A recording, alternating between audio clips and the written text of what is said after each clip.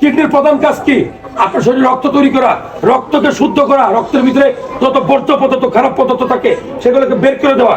যদি কিডনি না কাজ করতে পারে তাহলে আপনার লিভার ড্যামেজ হবে, আপনার সিরাম ক্লিনিং বাড়বে, আপনার শরীরে পানি আসবে, বিশেষ করে পায়ের গোড়ালিতে চাপ দিলে ফুলে যাবে, চোখের নিচে পানি, পাতার নিচে পানি আসবে। এগুলো কিডনি রোগের বাস্তবিক লক্ষণ।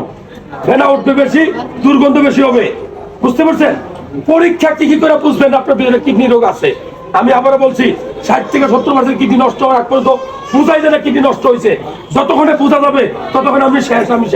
আমি বলবো প্রত্যেক বছরে অন্তত 1 থেকে 2 বার আপনার বয়স যদি 40 হয়ে থাকে সিরাম ক্রিয়েটিনিন টেস্ট করে দেখুন এটা ঠিক আছে কিনা। ওকে, এটা নরমাল মাত্রা কত? 0.6 বা 0.7 থেকে 1.1 বা 1.2। বুঝতে পারছেন? এর বেশি হলেই বুঝতে হবে যে আপনাকে ধরতেছে। কি টেস্ট করবেন? প্রস্রাব টেস্ট করবেন, RE বা রুটিন এক্সামিনেশন। ওকে।